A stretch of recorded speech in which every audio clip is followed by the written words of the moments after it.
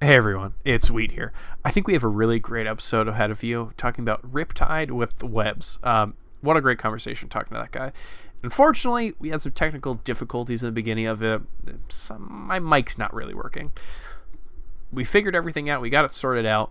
So if you can get through the first part of this episode, you're going to get a really good conversation about what we're going to see at Smash's first major and talking to Webbs, who we haven't seen in a while. So I hope you enjoy it. I think it's going to be great. And I just want to apologize for whatever technical difficulties there were. All right. Thanks for listening, everyone. Hello, and welcome to Waiting for Game, podcast produced by Melee Stats. What an episode we're going to have. Dude, I am so excited for the return to majors. We're going to see Riptide. We're going to see Riptide this weekend. Something that we've all been waiting for, and something that also we've all been waiting for is a little return of our good friend Michael Weber.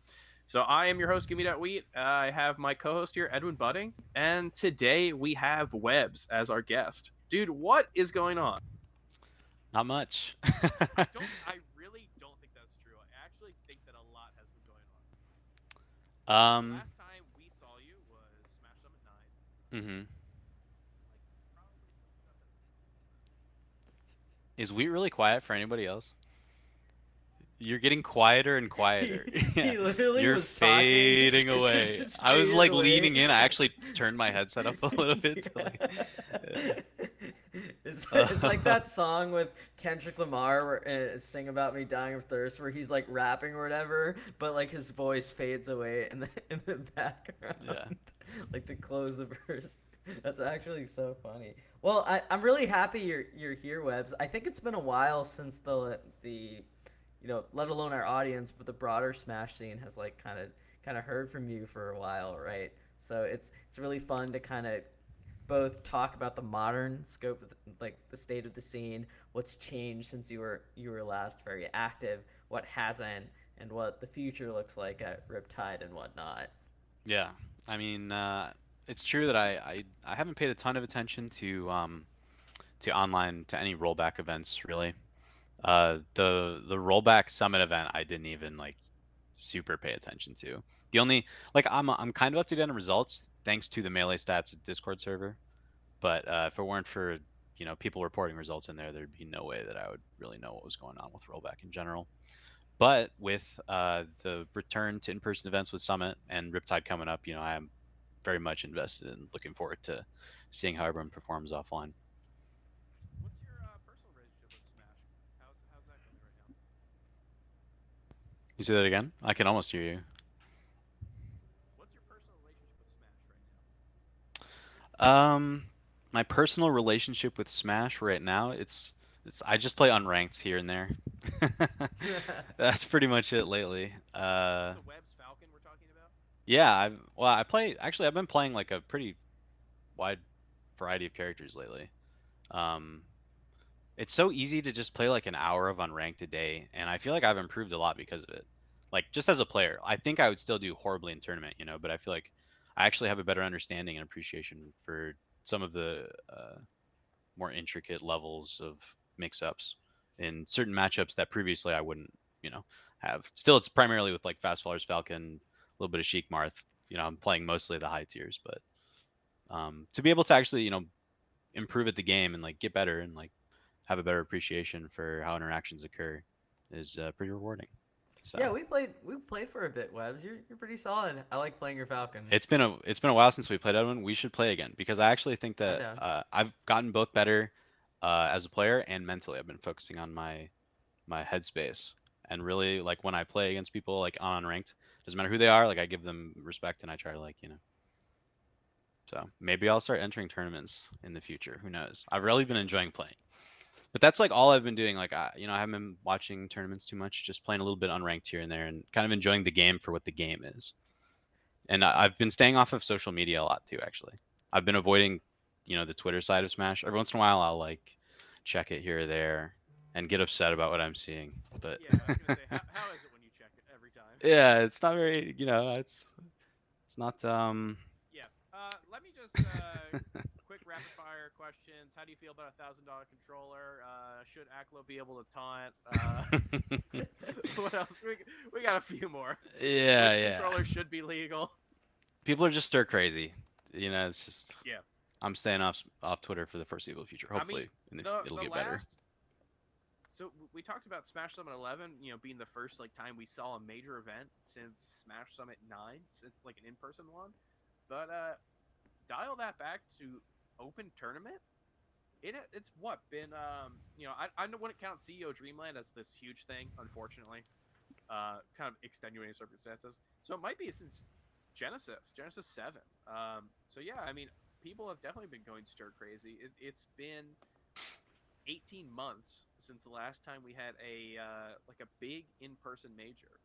So yeah, I mean, I think that hey, kudos to the Smash community and to the Melee community for being able to sustain itself, and I think that arguing about the most nonsensical things you can on a weekly basis, that just might be the entrance fee to staying alive.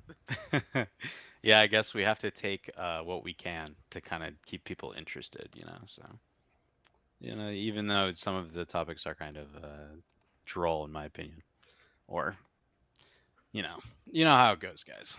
If you had a people have Instagram takeovers, if you had a takeover of Smash Twitter discourse for a day, what would the discourse be? Well, I mean, we've had such a build-up coming up to this event. I feel like people haven't spoken enough about Riptide, and actually, it was funny because I haven't paid a ton of attention leading up to this, but and I was talking to Edwin earlier before we started. I didn't really do a ton of prep as far as looking at specifically the bracket looked like at Riptide or anything. I kind of looked at the notable entrants and tried to see, just some basic information. But oh wait, hold on, I totally lost my train of thought. What did I start talking about at the beginning there? You were talking about initially not doing as much prep as far as specific bracket matches, but knowing kind of the general vibe of who could possibly win the event and recognize names. Yeah. Attending the event. So I looked around a little bit to see if anybody had put together like previews or anything, and there were a few things. Melee Stats, of course, one of the few places where you can actually find something like that. Are you but talking I about thought Monday that... Morning Marth on MeleeStats.co? Yes, on a special week. Labor Day Tuesday edition? But I thought there would be more excitement for it. So I think there will be, day of, but leading up to it, that would be my Smash Twitter takeover with people more becoming excited and talking about the return to in-person events.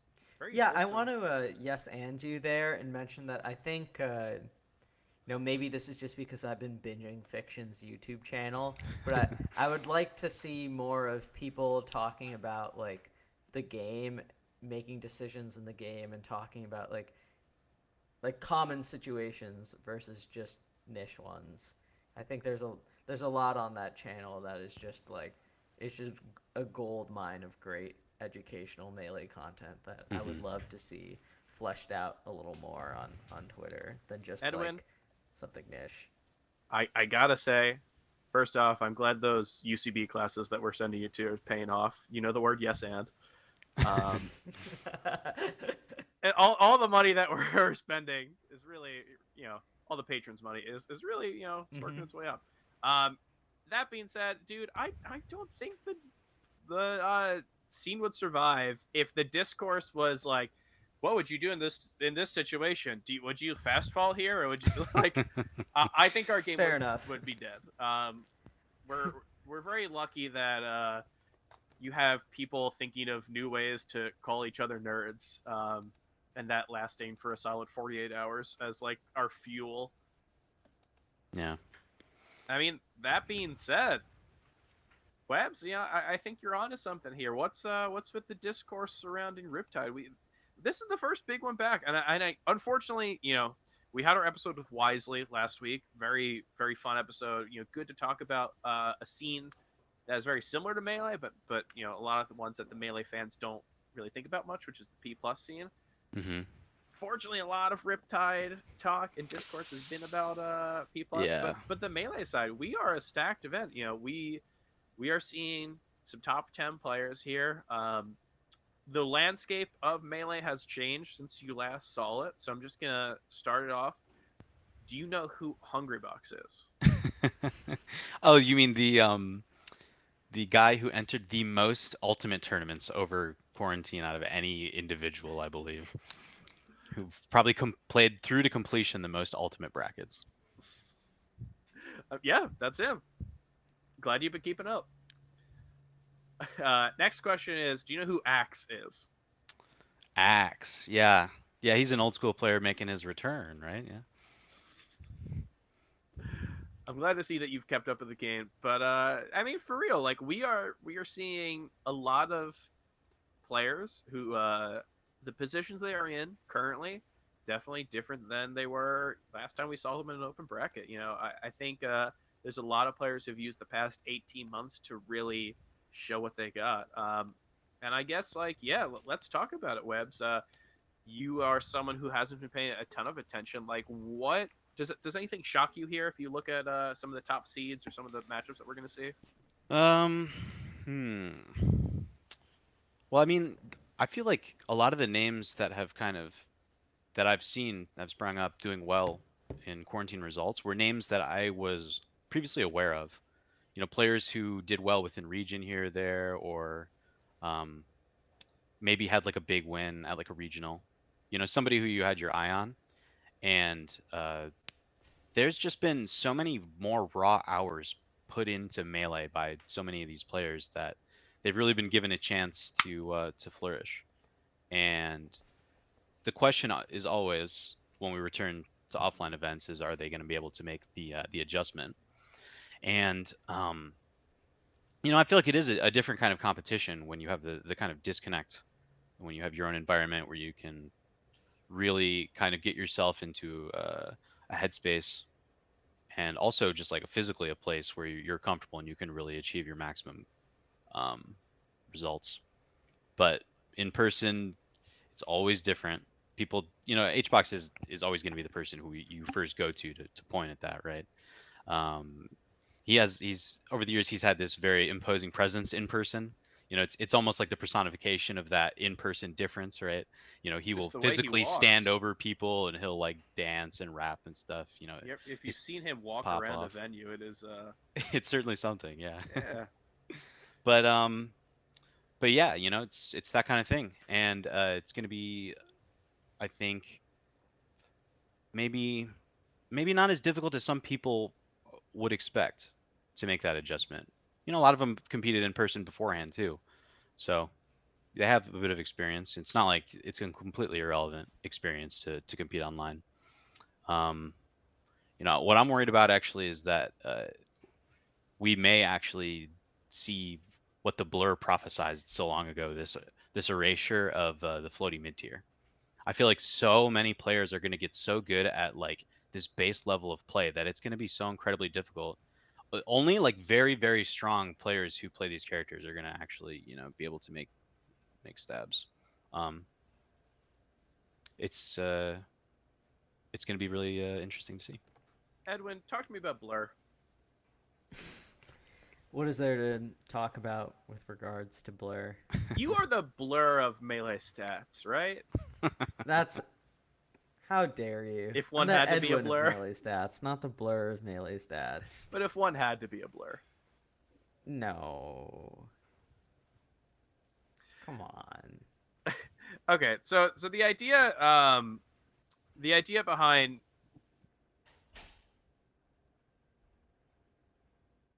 in my mind is the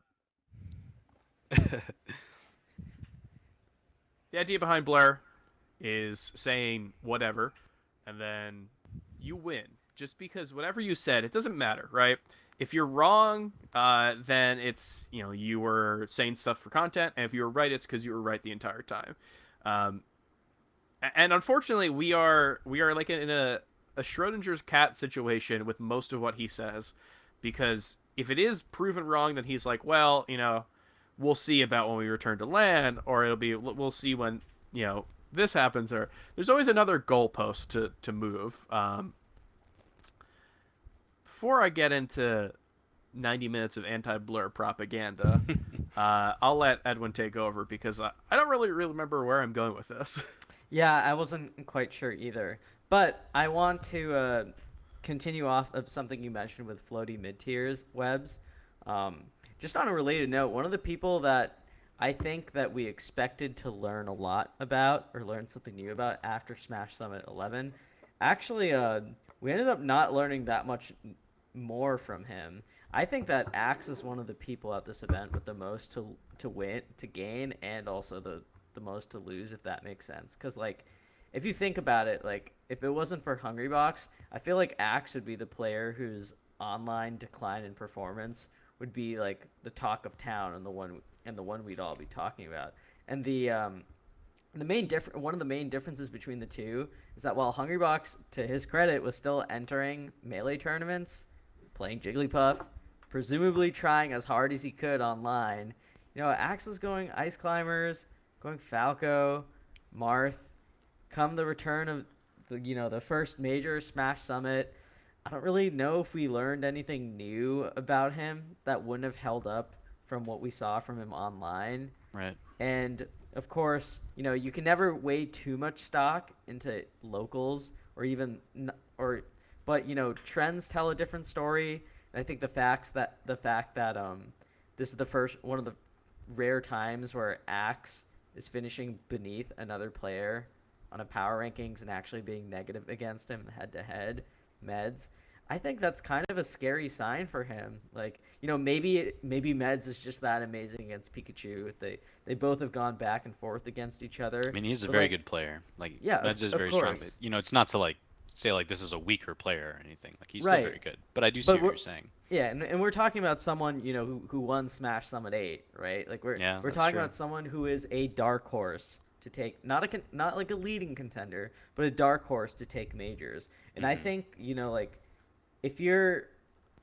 when the stakes are that high, every Fox player, from top 25 Fox players to even top 50 or just outside the top 50, like, if Axe plays Zealot in bracket or something, maybe if a couple of years ago we see Axe as very solidly favored, and like we see that kind of matchup as something that, oh, this is Axe's ideal matchup.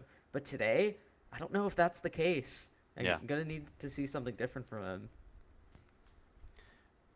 There's a thing that Edwin and I say to each other about Axe and his results through quarantine. Axe has been playing through quarantine like he has Zane results, but he really doesn't. Like, he's going Ice Climbers and Falco and Young Link and everything, and it's like he will do this regardless. But he hasn't like reached the level where he has like solid airtight results, because when he did go Pikachu, we saw him lose to like Billy Bo Peep, Toussaint, etc. So it's a very weird thing to see Axe perform on a LAN event, and I think the Summit 11 had a lot of cool things. I think one of the more frustrating things was a lot of it just felt pretty normal at the end of the day.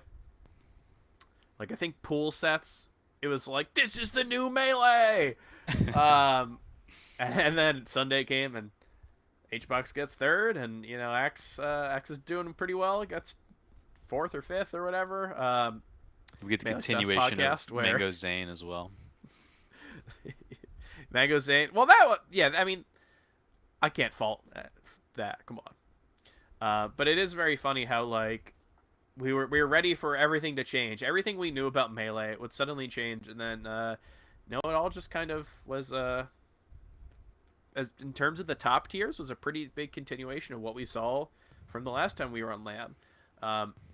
But looking at Smash Summit 11, if the top tiers that we saw, if the top players kind of were able to continue their skill level, we saw the people below them definitely jump up. So I think this is going to be one of the interesting things that Edwin's talking about, is like, I'm not necessarily going to predict that Axe is going to be a lot worse than he was in 2020, 2019, but it's not about how much worse he is. It's about how much better the people below him are. Yeah, the field-based level is just like at an Insane. all-time high. Yeah, it's crazy. Truly insane. I mean, I guess that leads us to like this being the first time that we're going to see a lot of people really have to perform at the at this level with all this pressure. Smash 7-Eleven, we saw Akla, we saw Doran, we saw Logan, we saw all these players who were able to pop off through Slippy, and each of them took a set, each of them were able to prove themselves, and now we have a wider open field. We have tons of people who like really got their name through Slippy, and now it's land. Now it's time to prove it. Like, show that this wasn't a fluke. Yeah, I mean, it's just such an interesting thing. What do you think about this, Webbs? About what in particular exactly? I mean, I agree with everything that you say right there. Like, Hey, I that's feel all I like need you to say. yeah, the whole point that I was trying to make, initially, what was I think like you said it even more cleanly is that the field itself is just at a such higher level. Um, I feel like people in general have a more of an understanding of just like the really solid fundamentals of how melee interactions, tend to play out, and it's a lot more about like just being very clean.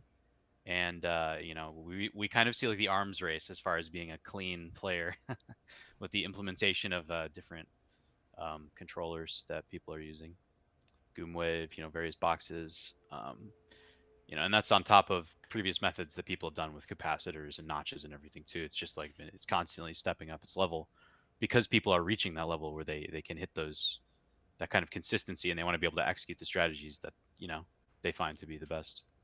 So I think it's just going to be such an interesting time. I really hope that we'll be able to continue some semblance of in-person events, and that things will improve in such a way that we will continue to see this, because we have such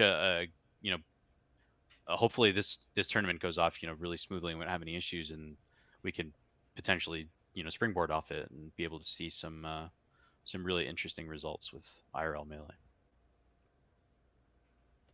Edwin, you just had a article that came out on MeleeStats.co talking about some of the players who had really good chances to win, maybe someone who could be a top 8 contender.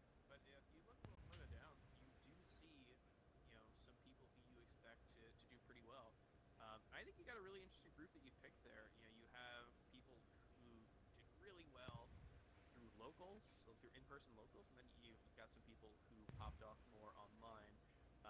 You want to shine some light on some of the people who, like some of that tier of up-and-comer players, and maybe you've got like the Android Zeros, the people who've been really grinding in person versus the big online grinders, which I think, just looking at the seeding and seeing Ben and Logan so high, seeing that type of people, those players are definitely evident.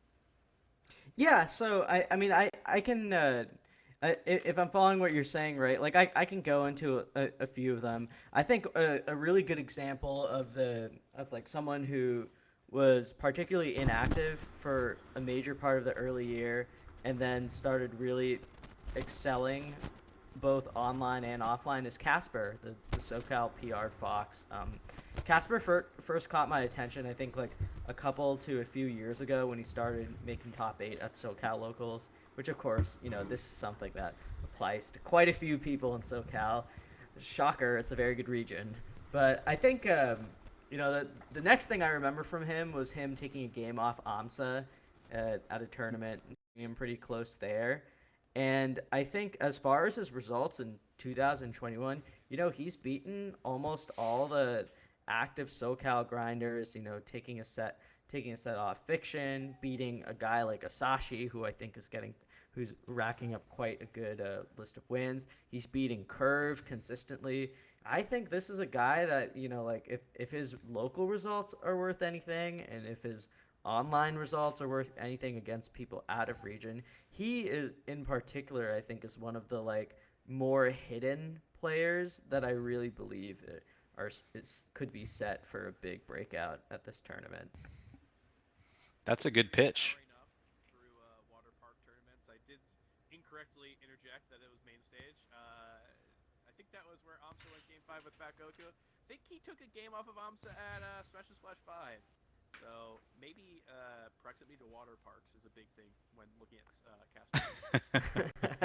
Or just water in general. It's possible it's just water in general. We have to fly him out to Death Valley, and then just a pool.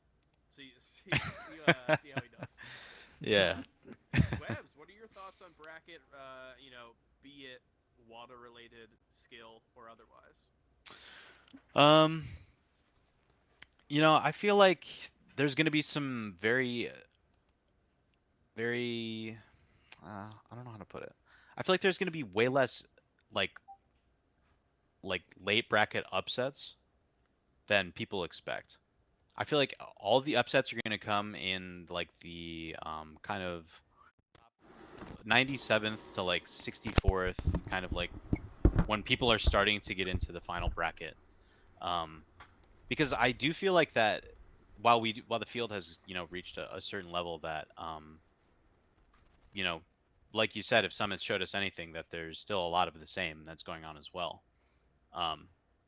So as I usually do, I'm going to be really looking forward to paying attention to those matches. Those are the matches that I'm really going to have my eyes on, because those are going to be the precursors to maybe some potential late bracket runs.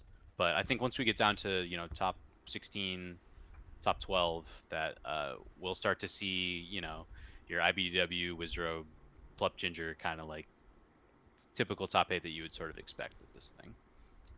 I wish I had more to say about upset players. I'm kind of looking at the notable entrance list right now, and I mean there are just so many names that. Yeah, man. Well, let us. What do you got? Any questions on anyone? I'm happy to lend my services. Sure. And I'll bill you at the end. Has Michael been playing in net play events much? I know he originally started in net play, back in the faster melee days. So one thing that was strange about Michael during the net play era is that he was active on net play, but he was active. He was active against Chicago, so very insular net play scene. So he would play mostly against like Unsure, Scarzo, Ober, like all your Chicago favorites. But as far as his like out of like what rollback was made for, he didn't actually compete as much as I expected him to. Like when rollback kicked around, and when he did, it was kind of hit or miss. I forget who it was that told me this. I think it was Ambi, so I'm gonna say it was Ambi. But Ambi had a theory that Michael actually loved delay net play so much more than rollback, and rollback just ruined it for him. I mean, if you look at the events that he entered, he entered a lot before Slippy came out. Yeah, he was one of those guys. Save ran the Untitled series. That was the new hotness. And dude was entering a lot of those. That was the first classic. Was like Michael versus Lod or whatever. In April 2020. So yeah, we definitely did see a lot of him. And I don't know what it is about Slippy. I don't know what it is about the idea of playing Melee with someone across the country and feeling good, but whatever it is, Michael does not like that. Yeah, it's kind of interesting how the Chicago scene, they kept their local to Chicago and like surrounding suburbs type people, which I probably made for a really good experience as far as connection went. And I did kind of like, I would see results for him here and there, but I think as a result of that, a lot of those players I don't have much of a gauge for. So be interesting to see how Michael does. Let's see, anybody else who pops out? Yeah, if I may mention someone, sure. I'm gonna pick someone who was notably not very active on net play. I want to talk about Hugs86. What do you two think of Hugs heading into this tournament? How's he gonna do? I think he is killing it. He is fit. He's been having a lot of sponsored deals. Lots of doing pretty well in terms of his life. Can't speak on his love life, but I'm sure he's doing great. I think he's in a wonderful place right now. That being said, I don't think he's touched Melee in any capacity in a long time. And one of the most I think so. This is something that I want to bring up. One of the most impressive things about Hugs is his ability to be good when he wants to be good. Because how we look at Hugs is a really good player who busters out, like, every however many months. Right. But I think we should look at him as a player who his base skill line, like his base level skill, is probably not that high in terms of like the top players. He's not going to be a top 20 player if he doesn't practice, like some players might be able to. But he is someone who can go from top, like, later half of top 100 or whatever to top 20 with a lot of practicing. And you can't say that about every player in the top 100. As much as I think top 100 players are really good, you can't give me just some random player in the 90s and say, yeah, do you think if they practiced for 2 months they'd be top 15? But we've seen Hugs do it multiple times. So Yeah. that's my very nice way of saying he's probably going to get 65th. I think that's a reasonable assessment. That's actually really similar to what I was going to mention as well. I was going to say he has like a brief, he only needs like a brief period of practice, of like really dedicated practice. Because I feel like Hugs gets into this mindset where he's like, okay, I'm going to set up a schedule. I'm going to, practice these few Samus things that, I mean, I'm not saying that he's not a technical Samus. Like he's pretty clean with his Samus when he's in practice, when he puts the time in. I don't think that, Samus is a character that really relies on like well, there are some frame tight techniques, but a lot of it is just about like being really good with wave dash spacing and just like, understanding, your positioning. So I don't think it does, it takes him a bit of time to get back into shape, but as many times as he's like randomly busted out in his career, he's also made these like super late stabs into huge tournaments where he's had really good results too. Yeah, I mean, this is one of the things that I think we is especially alluding to. It's like when this guy practices, like when he cares about melee, like he does well, right? It's like wild. shocker, Hugs is good at melee when he's paying attention. Yeah. And I think it's like sort of funny because his involvement in Smash and his involvement kind of as a content creator has been very different than the Hugs that was top 15 in the world or whatever. But if there's a time for him to maybe do some try hard practice a week or two before the first big like open major in the last 18 months, maybe this is it. Maybe if Hugs and the Swooper meet up in bracket like of top 48 or whatever, is it so crazy that Hugs takes it? Or, like maybe he's probably disadvantaged in the matchup, but like, would you really be surprised? You know what I mean? Yeah, wouldn't blow my mind at all.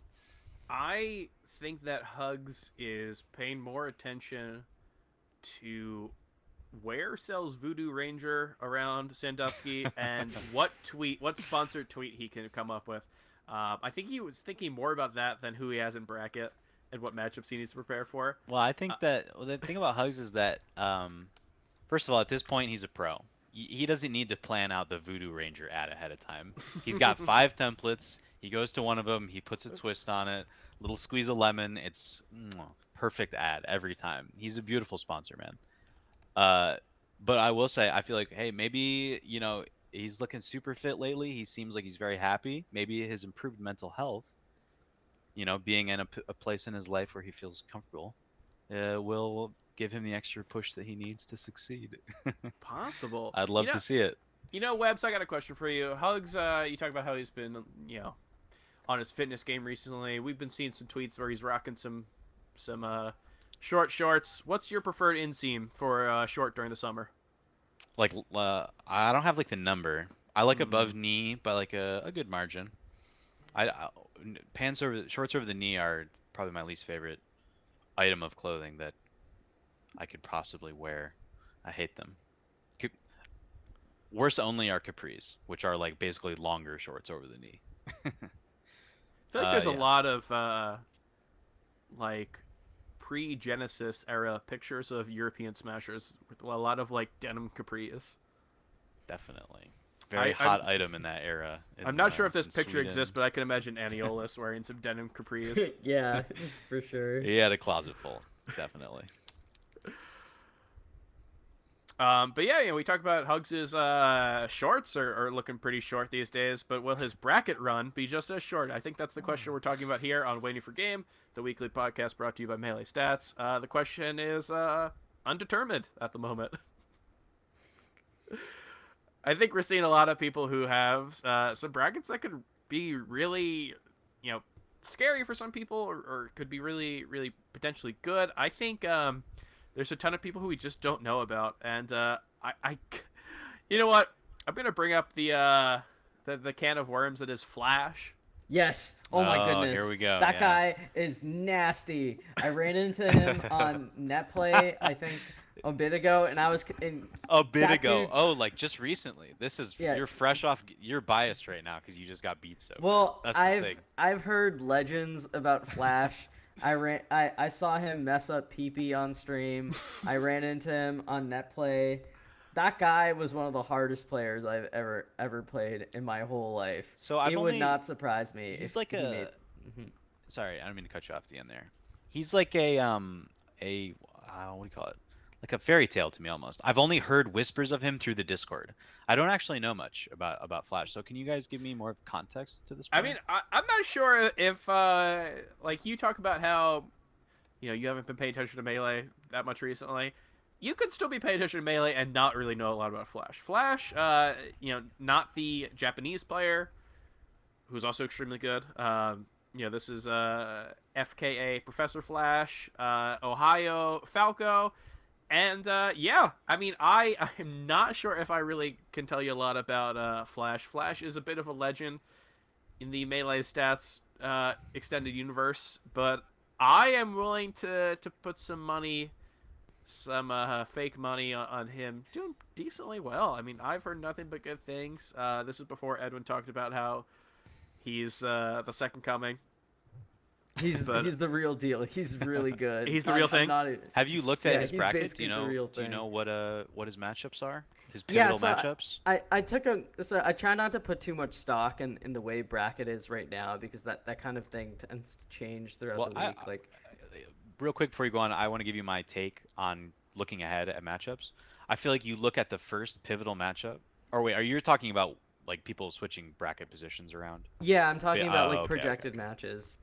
No, but I just think he's really solid, like all around. He has great fundamentals. He has incredible lasers, like great positional controls. He's just like he's very attentive. Like he's the real deal. Like he kind of reminds me of where. Like, if you talk to, like, I imagine talking to someone from Ohio or, like, from the Falco Discord or whatever about Flash is similar to if you talk to someone from Connecticut or New England about Ricky. Like, just incredibly talented players whose results may not always show it. And in the case of Flash, I mean, like, he basically has, like, one result over the last year, which was a rollback rumble where he beat Komodo and then lost to Mont Money and Danny Phantom for like 65th place. So it's like we learned something, but also not really. Yeah. So he's kind of just there as this, like, I think he's the ultimate wild card in this bracket, and there's a lot of them. Cool. I really like it. Yeah, I mean, Danny Phantom, Mont Money are a couple of cracked foxes. So. Those sets either go a different way, maybe makes a different run. Exactly. Yeah. That's like, it's not a bad thing to lose. Mm-hmm. Exactly, yeah. Cool. Yeah, I mean, I think when it comes down to it, like, we talked about the idea of, like, the slippy grinders, right? The people who really popped up and came to big prominence within the past year or so. I think Flash is, like... For better or worse, he is like the end game of that, right? He is like someone who, he's not Ben, or he's not Logan, or he's not all these people who we have verifiable results. He's just this person who, like, here's a gif of him having a really good opening versus PP. Here's a gif of him lasering Polish in a very smart manner. It's like... What we have, we are like uncovering. We are archaeologists. We are uncovering the legend of Flash, and yeah, we will see. Edwin's pretty right about bracket. I think a lot can change, and I think The bracket as it stands right now is really interesting, but I'm not sure if that's what we're gonna see. If it does stand, stay as it is, I think we could see him play Wizzy if he makes it out of his round 1 pool. Interesting. Which, yeah, I mean, I don't know. If I were there, that would be. I would take 100-1 bet on that. I'd bet on Flash. 100 100 yeah. to 1 is pretty That's extreme. pretty steep. That's yeah. That's 100 to usually 1. no one 100 knows to who- 1 on what point? $5? I don't know. It depends on who I'm betting with. Yeah. I guess. Edwin and I have talked about this. Between you, me, and the listeners, this is how we're gonna make our money. I'm gonna see like Swedish Delight versus Mott Money, and I'm gonna be like, "Hey, I'll take this Mott guy." Little do they know. Little do they know. Yes. Very good. But yeah, that Flash would be a great pick for the melee stats uncut gems scenario. You know who I want to ask about with you guys? I want to see how Ben does at this tournament. This is someone who I think if you want to talk about players that came out from the supposed middle of nowhere, I feel like Ben has to be one of the biggest winners of the net play era. And I think like when you look at some of his offline results, they're still really solid, but they're also like a bit up and down, just in my opinion. And I think that Riptide could be a really cool opportunity for Ben to like make his first LAN major top 8 if everything goes right. He pulls it together against Fox and Falco, or maybe he gets a bracket of floaties and does really well. At the same time, there's just so many killers here, and this is his first like LAN national after his big net play breakout. So I'm curious to see how he adjusts and how confident he is heading into this. Do you think that that players might feel extra pressure since it is like the first open tournament, the first big open tournament? Major, yeah. Yeah. It's like there's been so much building up to it, and so many people I feel like there's probably a lot of players who feel very confident in the improvements that they've made, and a lot of people are going to be very hungry to show it. There's going to be the unfortunate nature of a double elimination tournament is there's going to be a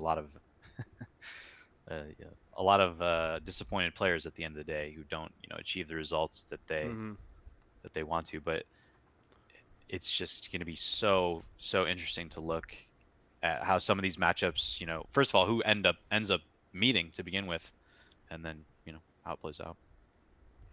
I think Ben's a really interesting person to pick from this group that we're talking about.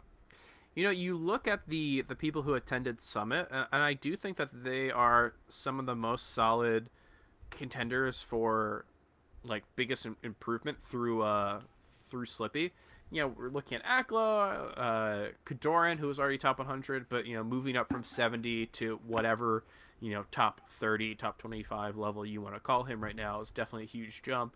And then someone like Logan, who obviously, never been ranked top 100, just like Aklo, and is playing at such a high level. I think Ben was someone who, 8-3 over H-Box, right? Like that was an incredible record that he had, and he had a lot of good results. So a big question for a lot of people was, could he be in this tier of players? Edwin alluded to some losses, and I do think that while he had some really great wins, it wasn't out of the question to see him take an early loss or bow out a bracket a bit earlier to some upsets than some other people who we might have seen do really well in during this Slippy era. That being said, we've seen Ben on LAN, and like I personally wasn't really sure of what we were going to see. But Kid looks to be the real deal, right? He got second to Ginger at Hold That L, where he ended up beating Dreffen. He beat Polish. He beat people who I think are like good gatekeepers, good like bellwethers for how good you are, right? So this is something where, in terms of Ben, I might not be necessarily saying, oh, is he gonna make it to round 2 pools, but more. I think he's got a high seed. I think he's done really well. And it's up to like, can he hit that seed? His bracket, if you look at it, if it doesn't change, he's got killers in it. He's got like Tyler Swift, who similarly a person who did really well online and has been proving it kind of on the low on LAN events, but has yet to show it at a big major. And then if he makes it to Logan, like that, dude, that is a matchup that we have yet to see at this level on LAN. I'm not even sure if they've ever played on LAN. Yeah, like Ben is a really interesting pick to talk about this tournament. Yeah, I think the thing, just in addition to finishing second at Hold.L, he hasn't been totally impervious in Minnesota, but for a state that has a lot of really good mid-level players like preeminent Joey Donuts and whatnot, the fact that Ben say his name, coming, 100 grand. Well, 100 grand is gonna make us 100 grand. We could talk about this. We could talk about this forever. You're gonna buy a yacht, name it 100 grand. Yeah, but as far as active players in Minnesota are concerned, Ben has still proven himself as by far the best region in this, or best player in the state, and I feel like that's not an accomplishment we can just like gloss over. It's not as if he only wins and never drops sets or finishes less than first, but I think that's an accomplishment that's worth like citing within his favor, alongside obviously performing well at Hold.L. And like Wheat is saying, I'm really curious to see how Ben does against other people like him. You talked about Logan, but like I want to, near the end of their time playing each other online, like in recent times, Ben used to struggle with Ginger. Then he started taking sets here and there from him. I want to see if he has something new in store for him if they play again at this tournament. I want to see how Ben, even Ben Axe. We're talking about like I was talking about how Axe is one of the players who declined the most online, and who I want to see if that has any grain of truth to it offline. Ben is Ben is the opposite. So, if those two meet in bracket, this is a top 50 bare minimum Sheik player against someone we mostly consider a top 10 player until recently. Like that, I think that's another fascinating matchup that could happen in this bracket.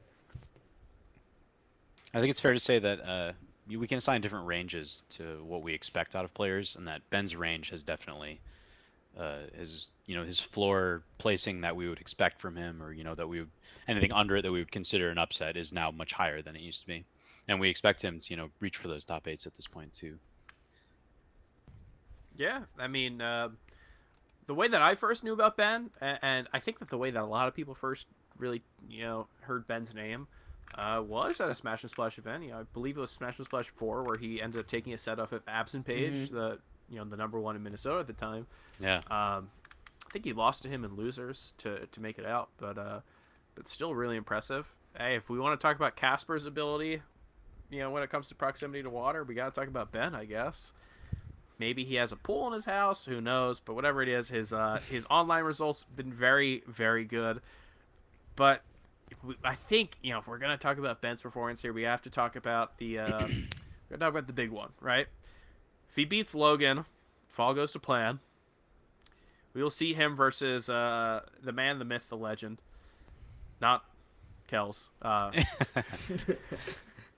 Kells, but someone who might be a little more imposing than Kells. Let's talk about HBox here. So yeah, let's. We do all this, right? We go through 18 months of a pandemic, and we go through over 12 months of Slippy, and we go through a transformative experience both in Melee and in our lives, and I think that we come out of quarantine and the pandemic, not that it's over, but I think we've come out of it feeling different about how we view things. Now, that being said, Hungrybox is still first seed. all that happened, and the first major back, the first open major, all we needed was one invitational, and suddenly he is back. It makes you feel like none of this ever happened. I know, right? So I think he is the question here, right? Like, we talk about how Summit was this funny thing of a lot of the people who felt great online really proved that. but the people who didn't do too well online didn't really affect them. I mean, this is going to be like a big show of it because as opposed to something like Summit, Edwin and I would talk about how Hungrybox did pretty well versus the tier of players that were, at like a Summit level event, regardless of how much he was holding in like top 24 of East Coast Fridays. Like, if you put him against SFAT, he'd do really well. But now we're going to see an open event. This is, if it stands, this could be a scary bracket for him. We are seeing a lot of people who gave him trouble during the online years. And I think it's going to be a big showing for both his opponents to show that, a set online was not a fluke, but it's going to be a big showing the other way for HBox to prove that he's still in contention for number one. He's still a top 5 player. He's still someone who is really a force to be reckoned with. Webbs, what do you think going into this event? What are your thoughts on HBox? I feel like HBox. I feel like there is, it's really hard to get into what his perspective is, because he achieved so much with his reign as the number 1 melee player, that I feel like he has this almost like self-confidence in himself now that like he doesn't feel like a pressure to not like bust her out or like lose or like have one tournament fall not his way. That like it's not like there's a pressure on him. I don't feel like he's gonna like feel pressure or play worse or anything. That like he's like, oh, I'm the 1 seed. I feel like he thrives under that environment, really. It really is just gonna come down to like whether or not he stands up next to his opponents when he plays. Whether he takes advantage of the fact that he is now in person in an open bracket again. Will he be that imposing HBox that we, used to see? Will he put the headphones in? Will he juke a little bit?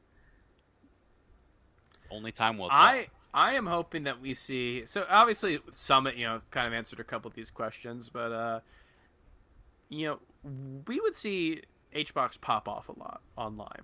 I don't think this is news to anyone. I think this is well known. Yeah. But Summit, didn't answer all of our questions because a lot of the pop-offs we saw weren't versus top 20 level players. It was, narrowly 3-1ing someone who's maybe 5th on their state PR. Yeah. And this is our first time that we're gonna see this. So I gotta say, I am ready to see HBox in round 2 pools. He gets maybe one match goes to like game 2 goes to 2 stocks or something like that. HBox only has 2 stocks at the end of it. I'm willing to see, like, is he going to pop off in front of this person who's right in front of him? Is he going to yell? Is he going to shake him? Or like what? You think he'll scream so loud that he faints in person? He could. It'd be a good bit. It would actually. That would. I mean, you mentioned he thrives in this environment. Yeah, dude, his resting heart rate is like 200 BPM. He had that heart monitor on one time, and it was literally going down, and he was like drinking iced coffee. He's like literally pumping caffeine into him, and his heart rate was going down. Like this man operates on a level that we cannot understand. Yeah, I mean, if we talk about people who are going to feel pressure at this event, I don't think it's HBox. No. I mean, I'm stoked to see him in an open bracket again. I do think we'll see him in top 8. It's a complete toss-up whether we'll see him in winners or losers. Edwin? I think that the HBox we saw at Summit, I think it's worth noting how, like, we alluded to this before, but I want to, like, really dive into this. There were so many people that HBox beat at Summit who, like, not only, like, would have been scary for HBox in rollback circumstances, but who actually outright beat him and fairly convincingly. Like, maybe this is overreacting to just one event on LAN, but I feel like the significance of HBox just beating, like, Amsa, Kadoran, Toussaint, Moki, and IBDW all in a row, like, if he beat any of those players on rollback, it would have been like, oh, wow, like, HBox did that. The fact that he did it on LAN is just, like, to me, I think that makes, like, that performance is such an aberration from his normal range of results online that it makes me not see him necessarily as vulnerable versus the field as I imagined him to be before on rollback. But what I will say is that in spite of, maybe beating someone like IBW at Summit or taking Wizzy very close in their last set, I do think that he still has a bit of a mountain to climb against those two. And I think that because while I think that there certainly is a difference between LAN Hungrybox and rollback Hungrybox overall, if you watch those sets even on rollback where he was playing against opponents that he fully respects or knows that he can't coast against, there are glimpses of the old HBox in there. And I don't think to me it doesn't seem inconceivable that 6 sets or whatever where IBDW beat him on rollback just doesn't count at all because he beat him once on LAN. But it also feels weird because it feels like I'm applying a double standard for collections of IBDW victories on rollback that I wouldn't necessarily to a 2 Saint victory on rollback over each. You know what I mean? It still feels like he's disfavored against those two. This is why I don't pay attention to online results. You know what I'm saying? It's when you I try don't to really envy you. quantify and be like, well, Or for I this, envy you. it's you gotta eke out the percentage of how much it matters, and then you weight it per player, and then this tournament is a weekly, and I don't know. Dude, is too Beezem much. scary for him on LAN? I don't know. It's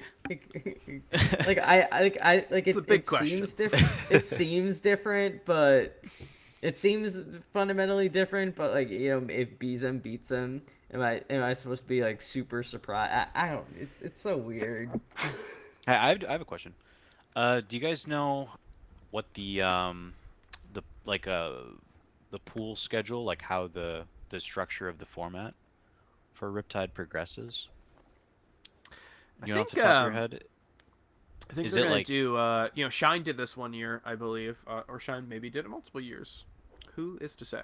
I believe it's gonna be one of those things where you finish your round 1 and then they try to run pretty quickly into round 2, and then we're gonna see a lot of bracket progression.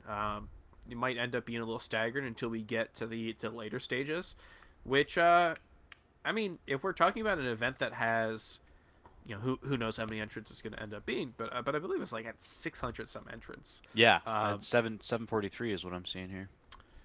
That's 600 something. It's a lot. I mean, yeah. it'll definitely be really cool for them to prioritize, the experience of in tournament people, because I don't know. I mean, I think that there's a lot of people who, when you're playing slippy tournaments or something like that, you might not be ready for the major experience, and then I think for a lot of good players, the major experience might just be all right, you beat 3 people who aren't extremely great. Now wait 4 hours, and then you'll have some real matches, and then so I think it's gonna be super sick for them to have a really cool bracket where the players are put maybe before. Not, I don't want to say before the stream because the stream's still obviously going to have great events. But yeah, it's just cool to see a bracket like that and see people try to innovate with what we currently know as the traditional bracket structure. Yeah, I mean, I was curious primarily about that too. Well, in addition to the placing player experience first, but I think the scheduling for an event also will affect a lot of players for having to deal with tournament endurance. Mm-hmm. And I'm not, playing in an all-day net play tournament. I feel like it requires its own kind of an endurance as well because, it's not like you can do other things throughout the day. You kind of have to commit your day to playing in a tournament. You're doing a lot of waiting. The difference is that you can just warm up the entire time and you can constantly stay warm and stay in your environment. So I think with that schedule, it will help players a bit. As far as not necessarily having that huge marathon where they'll be running, sometimes how big houses can sometimes be. Big houses, you can start your day at 10 a.m. and if you make it all the way to the top 8, you could be there until 9 p.m. or something. It's the nature of the beast when you reach for such heights. You have such so many different large events that you're all trying to accommodate. It can be very difficult. Yeah. So. I mean, if we want to talk about the beauty of Smash being something where you could literally, it could be your first tournament. You could sit down, you could play Mango as your first opponent. The flip side to that is you might be Plup and have to play Bananas at 10 a.m. Yeah, It's very that's possible. very true. Edwin, what are your thoughts on everything? Well, I wanted to say one last thing about HBox. I feel like if HBox runs into someone that like beat him online, he's not gonna get caught off guard by them, right? Like I feel like if maybe this is like a little mind ready. Like I'm sure every good player does this sort of thing, but it feels especially true with HBox that like if he knows that you can beat him in some format of the game, he's not gonna like get caught off guard by you, right? Like he's Right. he'll take that seriously and come back with an adjustment or something. I You've don't heard know. my theory about HBox. I got a lot of theories about HBox, so I should be more specific. Yeah, Yeah, got well, to narrow it down. you're always correct about HBox. You have a deep psychic bond with him. Hey, is Crunch gonna be at this tournament? Is he gonna have the Crunch coach? I think Is that still Crunch a is thing? Crunch is walking around like main college Yeah. campuses wearing his Team Liquid jersey. Yeah, he's hitting the old stomping grounds. So I don't really know. Who knows? He's on his own little life journey. Yeah. But the theory in question, the one of many HBox theories, I think like if you watch him play at a hey, to talk about pools like that, this is a little scary for him. I don't know. You see him in like early round 2 pools or something like that, maybe top 64.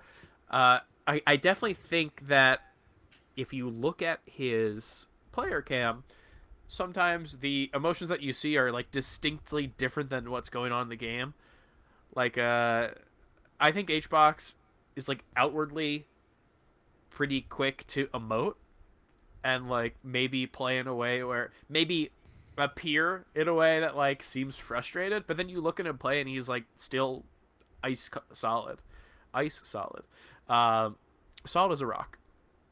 Like I don't know. I'm not like saying that he does this on purpose, but I think it's this weird distinction of like seeing the human like emote really hard and like appear frustrated, and then seeing the player like what's actually happening on screen, and literally nothing looks different. Yeah. Dude, if you took some sets where he like probably 3-0'd someone, if you just looked at the player cam, I think you would come up with a different result. Definitely. I mean, that's the strength of you can do a lot of stuff in person that you couldn't do. Maybe that's the difference. I think that's enough HBox talk. Yeah, why don't we talk about the other people who could win the event? Because I think we talked a bit about the sleeper players. We talked a bit about the people who could potentially make top 8 with the right bracket. We talked a lot about HBox. I feel like IBDW, Wizrobe, and Plup to round out the top 4. It's a very interesting like quartet. Is that it? Yeah, it's Yes. an interesting. Yeah, it's an interesting group of 4 players that I think to look at, especially because this is a national that doesn't have Mango or Zane, but it still feels like it carries big states because of the presence of these 4. So I want to start with you, Wheat. How do you feel like the dynamic is, like, just assuming that all of these 4 players make it to their side of winners top 8? Assuming that's the case, or that they play at some point in bracket, how do you see kind of their head-to-heads going? Yeah, I mean, we talk about HBox being the number 1 seed, but this is something where like something goes differently at Summit, or if another tournament happened beforehand. Like I don't think any of this is set in stone. We could see Plup do better. We could see IBW do better. Axe, obviously someone who we haven't really seen a ton of, but did decent at Smash Summit 11 to an extent. So I don't know. It's such a tough thing to say because as it right now, the group is pretty malleable. Like I could see any of these players taking it. But yeah, I mean, I think Cody is a great one to look at. He is someone who, it's not a situation like we talk about for some of the Slippy people where he has to prove himself. A lot of Cody's career has been like proving himself, and I think that he's been doing a pretty good job with that. But it's a different level now, right? IBW has proved himself as a top 10 player, and now we've seen him do really, really well online. So now he is it's time for us to see, is this someone who could win a major? Is this someone who is able to beat HBox and Plup and this whole area consistently? So that I think is really interesting to see. He's the type of player who, if you were to compare him to what he was before, I think he was a player who could beat all these people individually, but would have a hard time stringing it together. But I mean, for something like this, I think no one is like specifically unbeatable for him. I think he does really well against HBox online, and I think that even though he lost the set versus him at Summit, I think he can still do well. I think he's one of the scarier people for Plup. I think it depends on which Plup we see, but yeah, I really think that if all goes to plan, I think Cody, this is a group of players who he could do really, really well against. Some of the scariest people for him are not at this event. I think even though he's playing some of the top players, I don't feel scared. Yeah. I concur with everything you said. I actually picked IBDW as my choice to win Riptide precisely. Right, spoiler. For for the reasons that you bring up. I do want to mention one thing with IBDW though. While I agree that his overall trend seems to be very positive against Wizrobe, Hungrybox, and Plup, I've heard this exact argument before about having a positive matchup spread against the top and against most of the field. In fact, I've heard it with another Fox numerous times on past iterations of this show and of Deep Dives and of their old Melee Stats podcast. And I wonder if IBW in America is just our new placeholder now as Leffen sits away in Europe. As we look at all the numbers, we say, this has to be it. This has to be the time when IBW, his matchup spread is so good. And then, what might happen? Maybe Ginger runs into him early, catches IBW not playing great. Maybe the swoop, even, we saw the swooper beat him at a relatively low stakes, but still prominent net play regional. I don't think that could happen again. But, even Logan and Kadoran are not cakewalks for IBDW. Even if we think IBDW is a stronger player and favored, those aren't cakewalk matchups for him to get through. There are a lot of scary people in bracket who, while I don't think IBW is disadvantaged against, we've seen a similar story of this happen with Leffen before. Would it really be surprising if IBW was in losers top 8, or if he got sent to losers early and had to play someone scary? I don't know. No. Look, I have a long history of seeing Leffen lose to a lot of people and then saying he'll beat them next time. Look, has he lost to this person 10 times in a row? Yes, but this is not indicative of what will happen in the future. Yeah, I mean, the biggest answer to that is I'm not sure if IBW, despite how well he's been doing over the past few years, I'm not sure if he has earned that confidence if the results say different, right? In the future maybe, because we've seen a lot of players who are able to play at a high level, but he's breaking into that level where he's been doing it for long enough, being top 10 for a few years, where that's becoming someone who might be more than a passing fad. Not to call out the like SFATs and Westballs of the world. Well, maybe to call out one of those two. Yeah, but leave SFAT alone. Yeah. I think there's a He's the lot of greatest players player who to never find win their major. way into the top 10 and they do really well and they stick there. And I think that that's kind of where IBW is right now, right? He's in the moment where he's sticking there, and it's the big crossroads. It's that your top 8 for 2 years. Do you go become top 5, or do you become 13th in the world perennially? Well, he's anchored himself pretty firmly in that top 10, though, I feel like. Absolutely. Yeah, for sure. He's definitely hammered those spikes deep into the earth. He's died down. I was taking a look at some of looking across, the top seeds, and I think that there's maybe like 4 or 5 people who I could see winning the event. I feel like IBDW is my second pick. In like kind of an obvious way, what Edwin brought up, definitely if you just look at it stat wise. You both, I guess. You're both talking about it. HBox is who I think will take the event. He's my pick to win. I think Plup is, probably I would say he's third most likely in my eyes. It really depends on how we see him play. If Plup is a player who can hit such a level. So I really do hope that we're able to see him, bring that top Plup. Wizrobe is actually someone who I feel like I might usually, in the past, I might have picked Wizrobe in this situation. But I just feel like IBW has been really chomping at the bit. He's one of the guys who's been maybe at the forefront of really pushing his place in Melee. He's streaming so consistently. He's trying to be a little bit of a content creator now, and he's pushing himself in the game super hard as well. I feel like that between him, HBox, Plup, and Wizrobe, that I would probably put Wizrobe, below all of them as far as likelihood right now. And then my fifth person who I'm going to pick would be, maybe I'll go with 6 then, because I'll go 5. I could see Ginger winning it. 6 would be SFAT. I want to say SFAT avoids some horrible matchups, doesn't have to play HBox, and maybe puts it away. I don't know.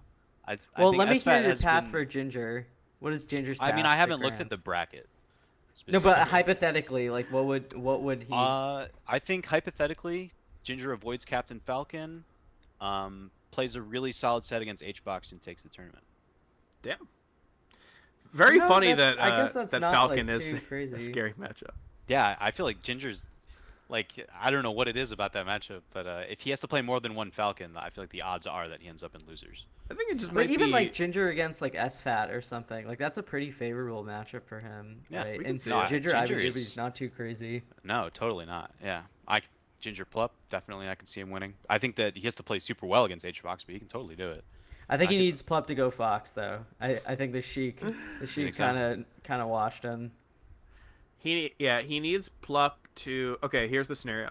right, let's hear it. Plup just loses to HBox game 5, and he is emo in losers, and he's like, I'm just still gonna go Fox, and he's gonna lose, and we're gonna be like, we're gonna have a post show about this. Post waiting for game. The next week is gonna be like, well, I don't know. I think if Plup didn't go emo, I think he could win. But yeah, that would be the situation where there should be most favorable for Ginger if he were to play Plup, was for Plup to immediately lose to HBox. I feel like this is something that is an insult to both Plup and Ginger somehow, but I think that would be what we would need to see. Could happen though. I want anything to could hear. I want to hear your thoughts on one thing, Webbs. You spoke quite favorably and positively about Plup before. What do you think Plup's biggest challenge is heading into this bracket? I feel like with Plup, it's a lot to do just with momentum. He's talked about controller issues as part of the reason why he wasn't playing rollback tournaments, as far as I was concerned, or as far as what I recall. I might actually be wrong about that now that I Well, think about let me be more specific. Which player do you think Plup does Which player or players do you think Plup would not be favored against? Yeah, answer the question correctly, please. I was too. didn't really You're not interpret the allowed. question You're not correctly. allowed to be esoteric. So wait, sorry, we interrupted a little bit there. What was the question again? That's the show. Oh no, I was asking about which players do you think would give Plup a tough, a more, who do you think he would not want to play if that was what he was worried about? It's IBW, HBox are the big two. I think that there's a potential for him to maybe get swiped by Kadoran. Kadoran could be a potential upset, but maybe Sheik. I don't know if his Fox is playing well, then I don't think he's gonna lose to Ben or something. I think SFAT would be really tough for him. SFAT was the other one that I was gonna bring up too. I mean, I just believe in SFAT. I think that SFAT is well positioned to do well at this event. He's been low key grinding. He's been. I mean, I feel like SFAT's somebody who's always low key grinding, Mm-hmm. But just looking at the names across the board, and of course SFAT could always lose early. Most likely outcome for SFAT, I would say, would be 9th. But also could win the event. So good range for him, I think.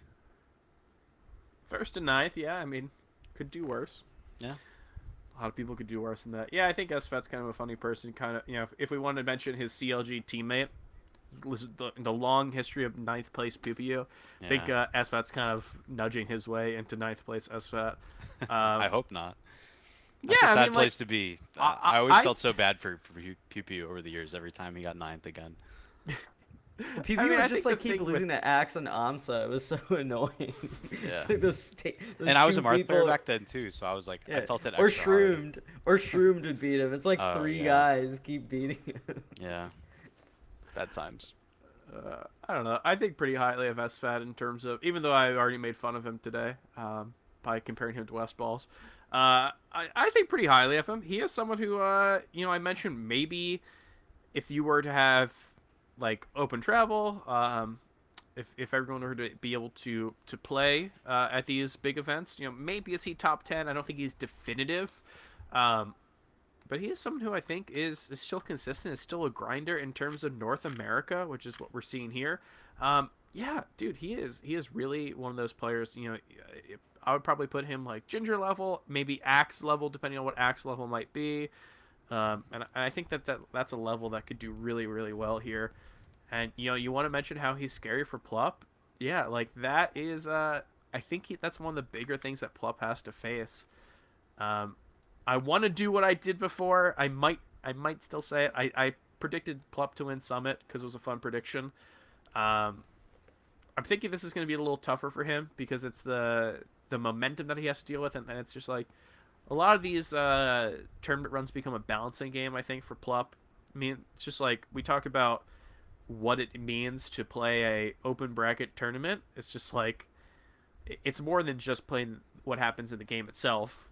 Between it's the endurance of the entire day, and I think that might hurt Plup more than some other players who are in this tier. Yeah, he's never really been a fan of long days at all. Who is? Yeah, true, but he's a vocal one about it. True. So yeah, I mean, we saw him do really well at Summit, but 4th place at Summit, it's definitely something that 4th place at a player-focused small invitational might not necessarily lead me to believe that he's about to win this 700-person tournament. You know what? I'll pivot my prediction. I'm going to say Wizrobe. He is someone who I forgot to mention, and I think I can only make it up by predicting a win. Someone who has definitely shown like the grasp of like top 3 in the world. Like this one set away in my mind from being number 1 on the summer rank back in 2019. I think he's someone who has shown the capability of being the best in the world, which is a title that I think very few people have held in Melee. The thing with him was if you want to talk about balancing game, yeah, that was like really apparent for him with 64 and Ultimate, stuff like that. And now we're probably not going to see him entering a lot of tournaments, events at this tournament. And I think we could see a group of players who could be really doable for him.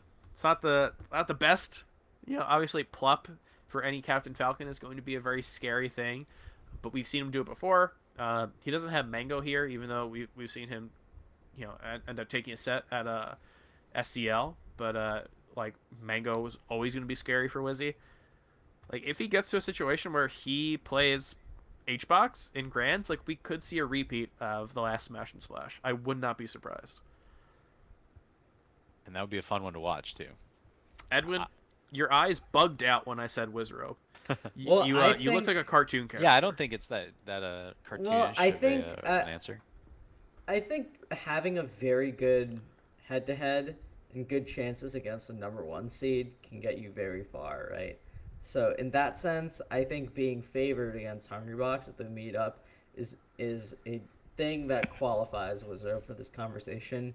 But I think Like, I know he has beaten Plup before, but if you saw their last set and you saw their exhibition, like their first to five, that did not look close. And like when you consider the lifetime trajectory, like even when Wizrobe was really good, of just Plup mercilessly beating him down, it's like it's gonna take like Plup would. I'm not saying it's impossible, but like I think having a heavily disadvantaged head to head like that, and also having to deal with IBDW, who's kind of had Wizrobe's number in recent times.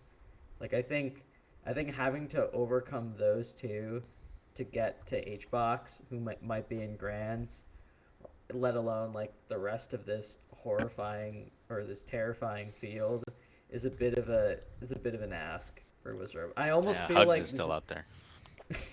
I almost feel like Zane not being here weirdly hurt Wizrobe. Yeah, for sure. I mean, he's like the you know only what I player you mean? could say that about. Zane's yeah, it's so weird. It is very strange. Zane can pick up a lot of the trash around Wizro's bracket in a way that like IBW doesn't really benefit from Zane. That's a very funny way of putting. I didn't even think of it. I was thinking in terms of their head to head, but that's very true. That IBW or that Zane can get rid of a ton of these spacies. Like, Well, it goes really both ways, efficient. right? Because he does Yeah. well against him, and dispatches. So Zane not being here hurt. That's actually hilarious. Yeah, sorry, Zane's not here, so I don't think Wizzy's it's a gonna win. symbiotic relationship that they have. They You need know what, each other. Edwin? I got a little bone to pick with you getting on my case about saying Wizzy when you said IBW. I feel like these are both the same level of pick. No, No? I I picked think IBW, but I mentioned all the points that could go against IBW because it does sound eerily familiar to all the times that you and I and sometimes even Webbs talked about left. It did. The conversation definitely felt Webbs like would it never was say good. that. Webbs is a level-headed man. He doesn't get tricked by the smoke and mirrors of a tall numbers. Swedish Fox player. Dude, I'm gonna see like I'm gonna use Leffen's Guilty Gear Online win and be like, here's why he's gonna get first at Smash Summit 12. You'll figure out some way to make it fit. It's the my whole narrative. career. This is a career, by the way. Yeah. I mean, I don't know. I think that the entire field here, right? If we want to talk about the top 4 seeds, I think Wizard, I think Plup, IBW, HBox. I think all of these players are scary for each other. I think they all could be really dominant against each other. It's one of those things where we could see 3-0s in either way from almost any of these players, which is a really interesting bracket to see back. Like, this is not something where I think like Summit was really great because it had everyone there, but I also do think it was kind of like a who can beat Zane mentality. And while we saw like the greatest set of all time come from that, I do think that the mentality going into who's going to win Riptide is a little different in a pretty interesting way, because it's not really who can beat HBox, even though HBox is the number 1 seed. It's like who wins. And this is something that I think Smash, Melee, I guess. I think Melee is like doesn't always have. I think a lot of times We have go a lot into of event. gatekeepers. Yeah, it's a lot of times where we like say, okay, you can only win if you're the top 3 seeds, and even then, you're basically gonna have to beat the number 1 seed. Yeah. You have to reach this level, and then really, you're not really on this level.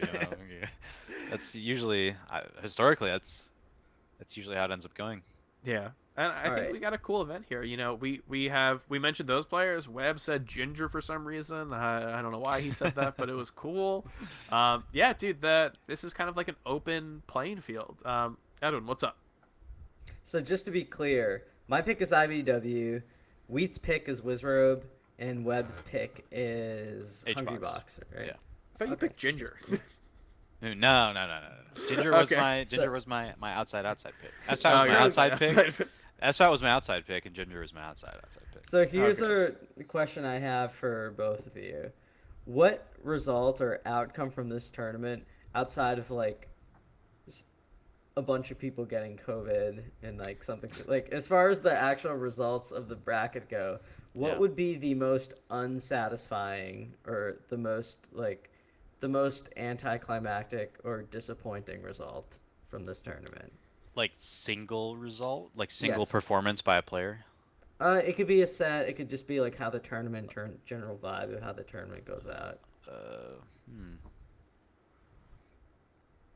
Yeah, this is a new segment that I think Edwin's been trying to run, and it generally just turns into him like free associating really bad ways for HBox to win. But I dig it. So yeah, Webbs, if you want to play along to this fantasy, Thank you. You're support. All right, Great, let's great let's yes see, let's anding see, me. let's see. What about probably the worst thing that could happen would be Zamu outside top 64. yeah, probably. Agreed. That would be bad. That would be horrible. I don't even want to think about Let's not talk about it further. it. It would be upsetting. Edwin, why would you cast such a cloud over this podcast?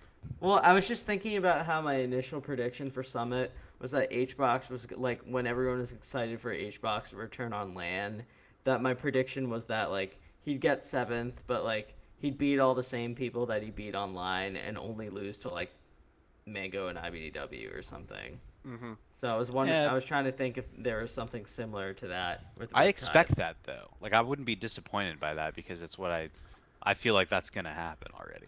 Okay, Personally. Well, like, What- wouldn't you be disappointed like that you didn't? That's the learn thing. You can't be anything new? disappointed if you expect it, right?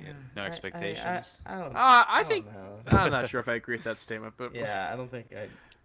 I'll talk to my It's okay. therapist This about was that. not We a can very talk. good segment. We can move on. Well, how about You're this? workshopping things. What about HBox gets first place in Ultimate?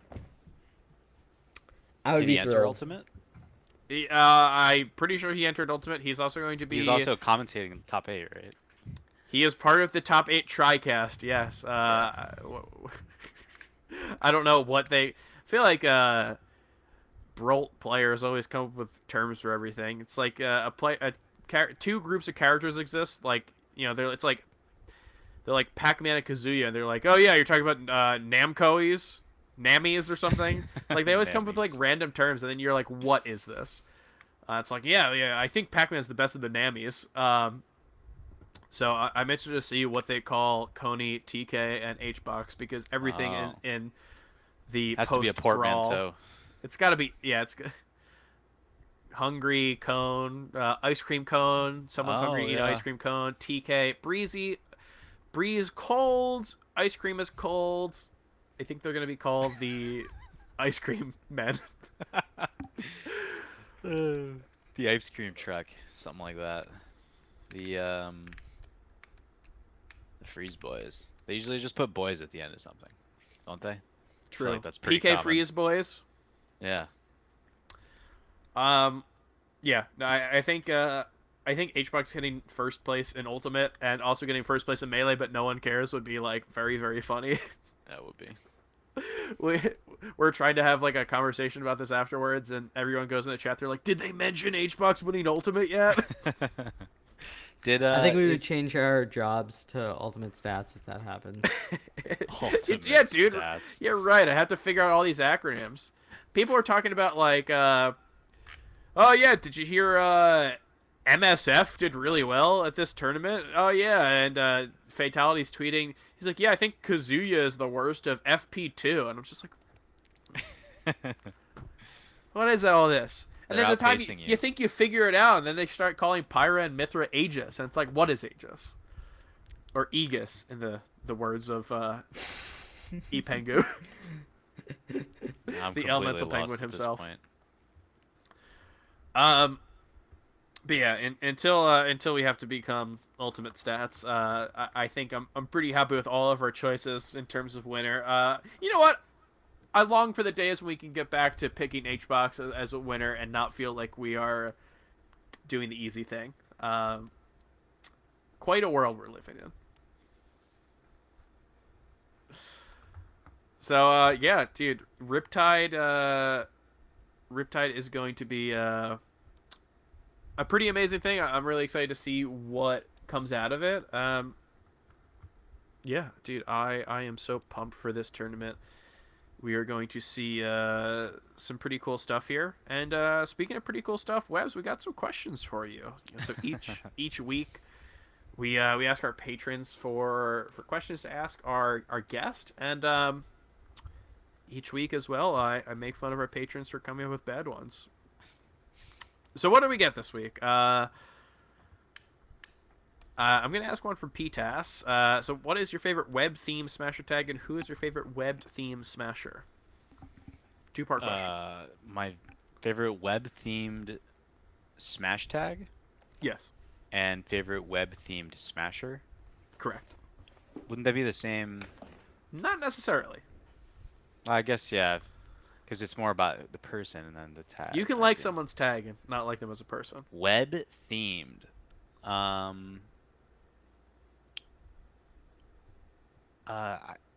can't even think of. Was it somebody like a spider tag or something? Spider Sense. Spider Sense. Ganon player, right? Yeah, are you gonna pick a Ganon though? That's the only one I can think of.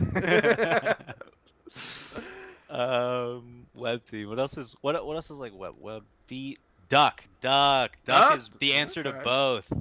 Oh my god, ducks have webbed feet, and I love duck both as an individual and I love the tag duck. 4-letter tags are great. This is some good free association. Yeah, it's the only way to answer a question like that. We should pay you for some improv classes. Webbs, I have another question from you from Melee Stats patron Seal. What are some things that you noticed today's active commentators doing right or wrong, especially compared to the years in which you were more active?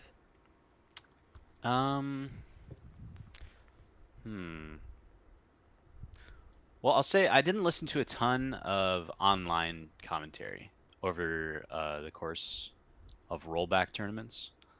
I did a little bit like very early on where I commentated some of Brandon's rollback rumbles.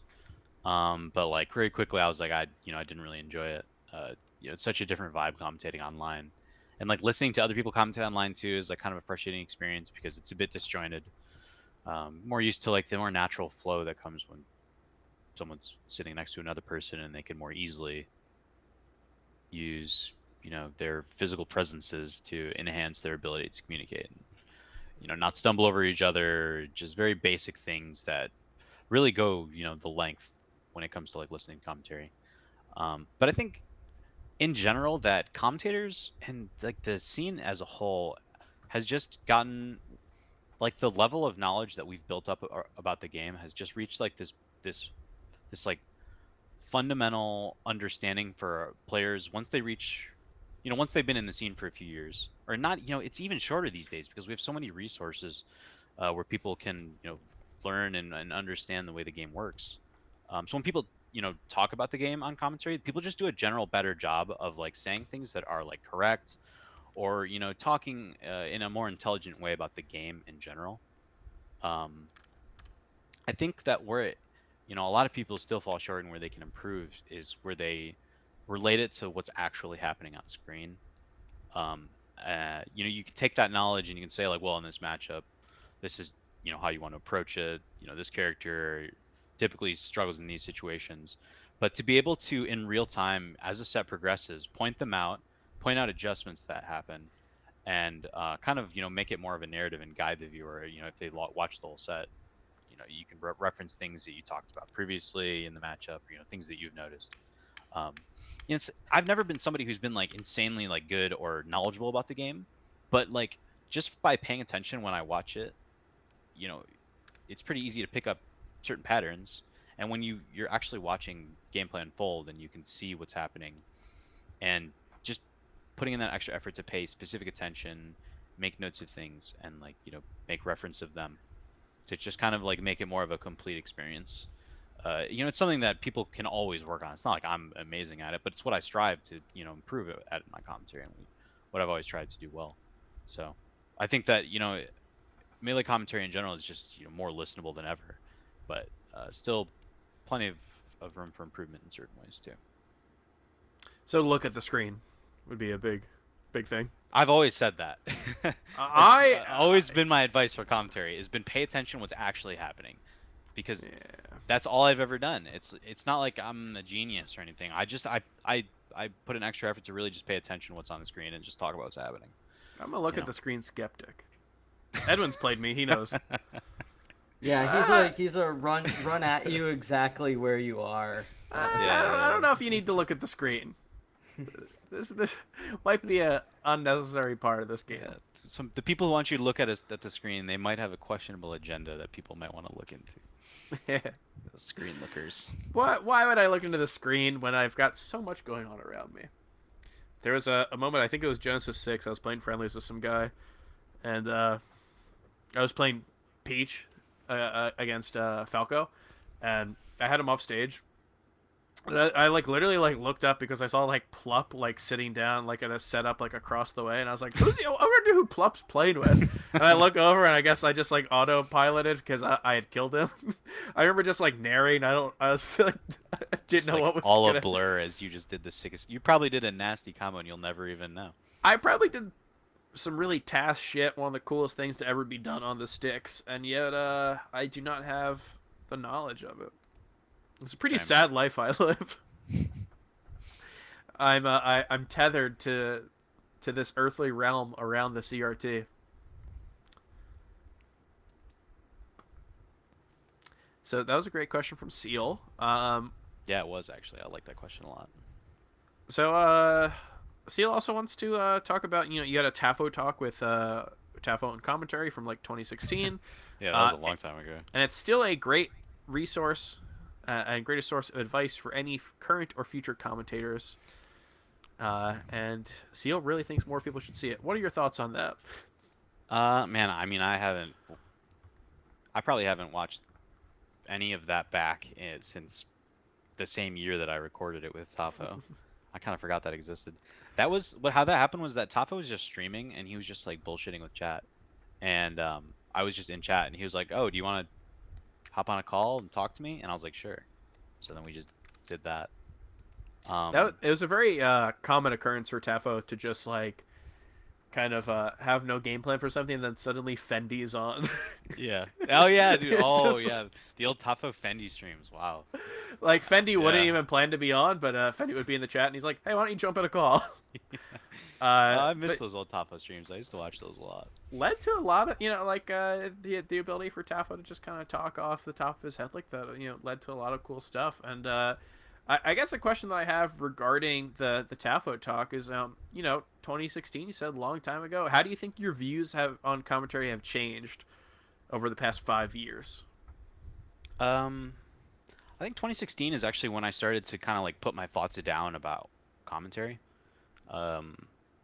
I remember I created like a Google document, and I like wrote down, because I was like listening back to my commentary, and like what I used to do is that I would go to a tournament and I would commentate or whatever, come home and I would listen back and I would make notes about what I hated about it, like what annoyed me, because like what I always wanted to bring was an enhancement to commentary. Like the worst thing is because like Melee, the reason I got into Melee is because of the game itself. Like the community too was like a big draw, and like I always thought it was really a cool kind of grassroots thing. But like the game has always just been so unique to me, in like in its position and like the technicality of it and everything.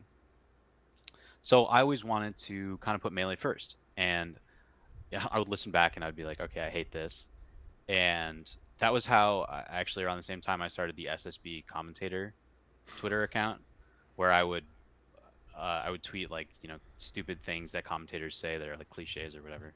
Nice backer. That's where Nice Backer came from. I used to say it all the time, and I would be like, "Oh my God, shut up, Webs."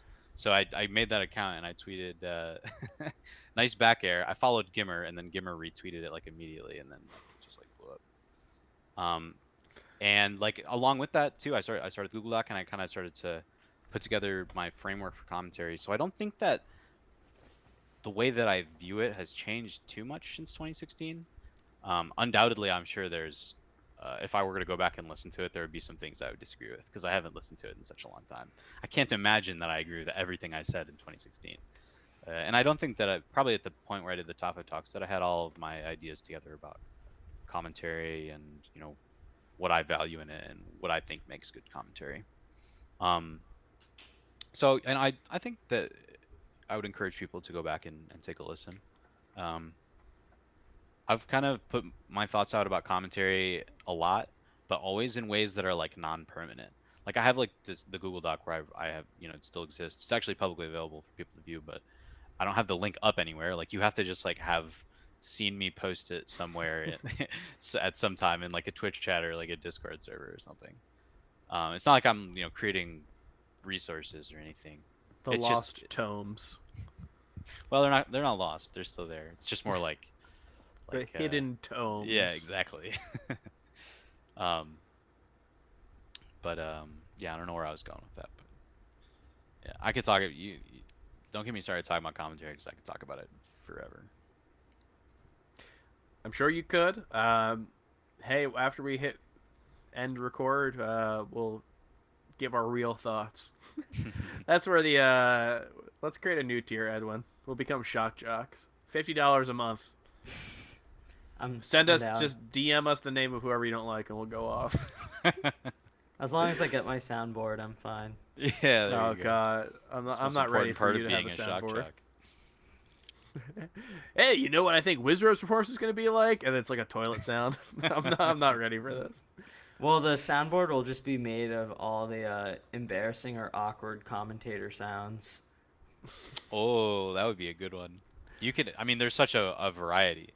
You could definitely find one for every situation. You could fill a soundboard easily.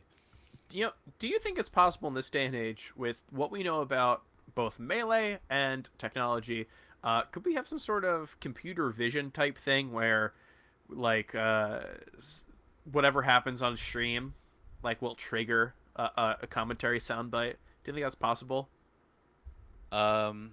Yeah, I'll ask Eric. This seems like something. Yeah, I was gonna say this sounds like some machine learning stuff. Eric sounds like an Ambi-Sinister type of thing. Exactly. Yeah, we'll get him on it. Like with Slippy data, I'm sure, like, you know, if like a program sees Fox back air and it kills, just nice back air. If it's like each player is at 120% and neither has like landed a hit in neutral in like 10 seconds, it's like, well, it really comes down to who wants it more. I think this is like definitely a very doable project, and it might be like self-checkouts. It might just kind of kill the it might automate the industry and kill the opportunity for workers. It'll be like what's that application where celebrities can record? You pay them and they record a video. Yeah, it'd be like Cameo, but for each tournament, I'll just record like 10 new lines. You guys just cycle them.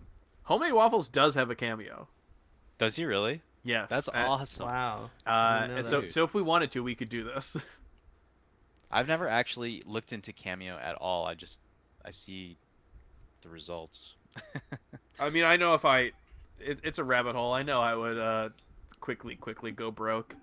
Yeah, undoubtedly. It's like, it's always just like, hey, this is Kevin from The Office. I heard you're turning 40. That's great. Don't drop chili. And it costs like $100. And I know that just like that idea I would not be able to stop. I'm gonna do this now for Melee Stats, but all the videos are just of me. Hey, this is Edwin. I heard you graduated. That's really cool. Good job. Follow This Day in Smash on Twitter. Oh my goodness. This reminds me of when Laud graduated high school. Laud's birthday. The greatest. Okay, so Webs, we do something each week on the show to just kind of remind viewers that we are human beings with interests outside of Smash as well. So the segment doesn't really have an official name. It's just kind of like each of us go around talking about things that we're doing outside of Smash. Cool. So since you're our guest for today, why don't you share with the viewers and the listeners what you've been up to outside of Melee? Well, lately, as far as like how I've been spending my free time. Mm-hmm. I've been well, I'm working remotely full time now, so I have more time to like. It helps because I get more time, for free time as then too. What I've been doing with that is that I've been biking down to the local 9-hole disc golf course and playing disc golf, practicing that is. Um, and I've been playing World of Warcraft: The Burning Crusade, which Wow. was the expansion that I played as a kid, so it's like nostalgia central for me. So all my friends from back in the day who I raided with, we're all playing again. So it's Oh, nice. been fun to indulge myself in the nostalgia, but it is a bit of an investment. So there's no way I'm going to continue in the next expansion if they keep doing these expansion re-releases. But I've been enjoying it. It's been fun. Okay, and wheat. I really don't know. This is weird. I feel like I've been working a lot the past. Like I think my last day off was probably the last time I had a podcast, honestly. So I don't think I've done much outside of work in the past few days. But let's just say I am interested in talking about which tracks from Donda should be cut. It's a very, very fun thing. Kanye West, obviously, if anyone has had any interest in the music scene, would know that Kanye West released an album called Donda, and it's basically the end game for whatever Kanye has been doing for the past 5 years. It's long, it's messy, it's all over the place. It's almost 2 hours. Each song is basically 5.5 minutes, and it is this very flawed work, and yet that's part of the fun of Kanye, right? We can all talk about which songs suck and which songs you cut, and then we all make our own little 45-minute mixes, and that tides us over until the whole cycle renews itself. I think Kanye's a top 10 artist for me. I would say that his work has impacted my life a lot, like any white guy. So I would say that this is something that I had a lot of. Wasn't looking forward to it so much because it was a new Kanye West release, but I was anticipating what would come out from it, and I think that, like, in terms of what we got, this was a big mess that is fun to talk about, which is an improvement on a bad mess that is not fun to talk about, which was his last album. So that would be what I'm doing. So on a similar note, and Wheat knows this, I actually went through all of Kanye West's songs from his studio albums and each of the singles that I could find. Now, I didn't include interludes or songs that could be reasonably treated as like functional interludes in this, but I went through his entire discography and ranked each song in different tiers. And after doing this, I tried to compile them together to figure out which albums I liked more than other ones. I know it's not exactly one-to-one because like song placement on an album versus just song quality in a nutshell are different beasts of themselves. But it was pretty fun, and I got basically my whole group of hometown friends to do it with me. So it's been a lot of fun Kanye discussion. And what was the hottest take you had? The one that I had? Mm-hmm. Oh, I think the hottest take I have is that Runaway is really overrated. I don't think it's a good Kanye song contender. It's pretty hot Pusha take. T murders his verse. It's a great verse. The beginning of the song is very compelling, but like I think around the 5-minute mark or so, I just stop listening, or I move on to another song. And it's like you got four more minutes. It just doesn't end. Like, you know what I mean? I feel like My Beautiful Dark Twisted Fantasy is probably tied for or just right under Late Registration for my favorite Kanye West album. But this is kind of like if I had to pick something at it, is I think the last like 4 or 5 songs drag on a bit. Edwin showed this to me, which is very funny because I have a similar not Kanye themed project, which I hope to talk about at some point soon. Which is not anything for anyone to look forward to. It's just unfinished Something at the you're moment. doing. Look, we all what is our life but just trying to find a way to bide time until we all shuffle off this mortal coil. Um, And shuffle we will. Shuffle we will. But yeah, he showed this to me, and we had a 30-minute discussion about this that had to be cut short because we were like, we can't keep talking about this. So I don't know, but maybe if Waiting for Game doesn't really continue its lifespan, we can find new life as a Kanye podcast where we have nothing new to say. We just talk about how good he is.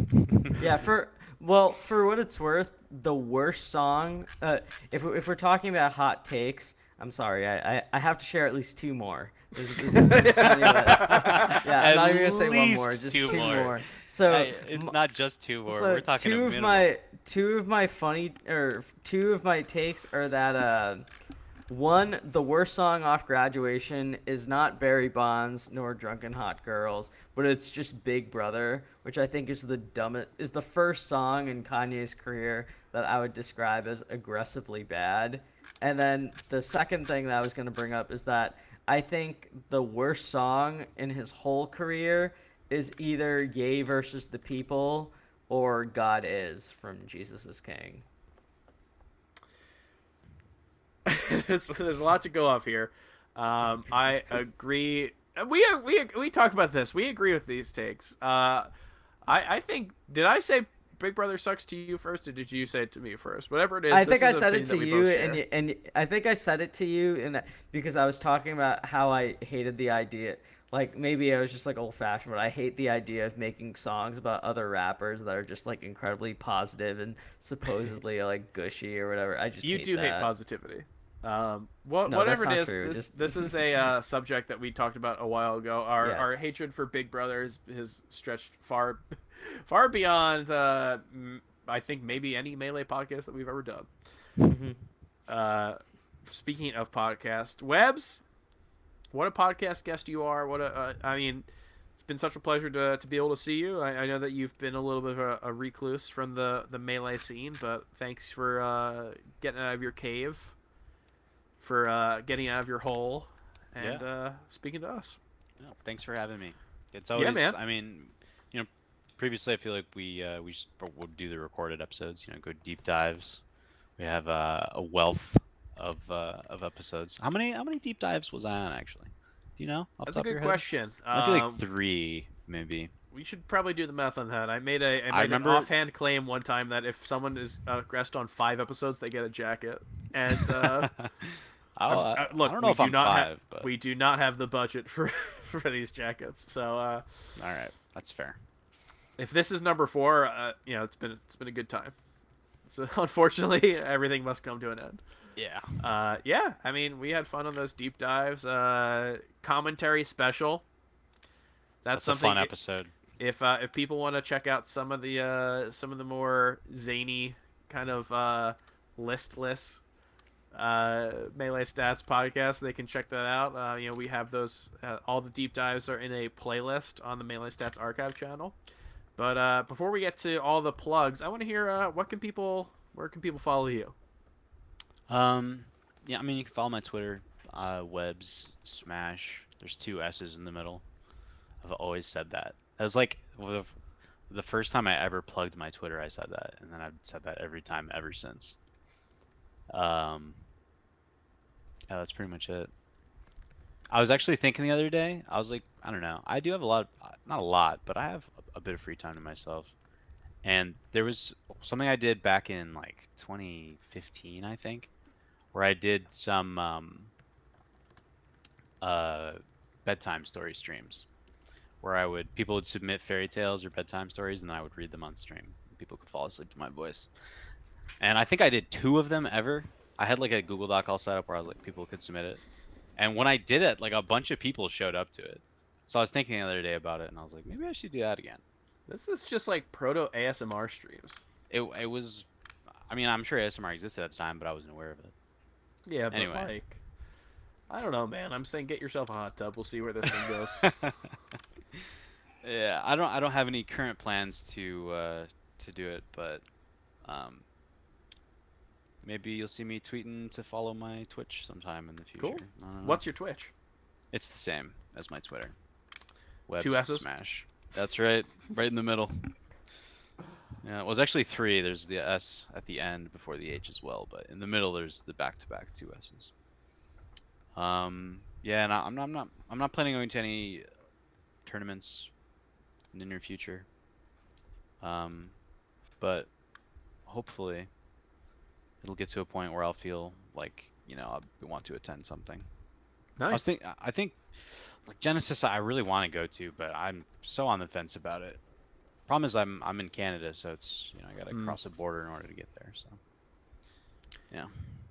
Well, if this is a deciding factor, I'm pretty sure that you're very high up on the Edwin Budding Hugs list. Yes, I absolutely. think you might be the reason that this exists. I do have to file that restraining order, don't I? Oh my God, no. It's kidding, international I'm law now, so it might be a I'm little kidding. harder. I love you, Edwin. Don't worry. But yeah, you'd be a joy to see at any event. Hopefully, we can see your presence even if it's not on the mic. I'm sure everyone would love that. So yeah, people can go follow you there. You've made some tweets about where exactly people can put their controllers. so maybe we can. Yeah. We've seen some great responses. We can see more stuff like that. Yeah, I feel like I should get some credit for Leon's tweet, right? The Donkey Kong Rumble tweet. Yeah, that was funny. It was usually like if I write like LOL or something in response to something, it usually just means that I smiled or I thought or it, like maybe made me chuckle. But Leon's tweet actually like was the rare case in which it genuinely had me laughing out loud in real life. How quickly it cycles through the menu is what got me. It's like, this is practice. Like, he's been here. If people want to check out that tweet, I would highly recommend it. YCZ6 on Twitter. If you're on Twitter, and why not give yourself, in addition to seeing that tweet, why not give Melee Stats Pod a follow? You can see our daily reporting tweets of the locals offline and online, and links to articles that we put on MeleeStats.co, where you can go and you can find articles like Monday Morning Marth and When's Melee. If you want to support us, you can do so over on patreon.com/MeleeStats. If you want to watch our long-form videos, you can do so the Melee Stats YouTube channel. And like we said earlier, Melee Stats Archive is going to be where all these episodes are and other fun bonuses. And, if you want to watch these episodes live, twitch.tv/MeleeStats.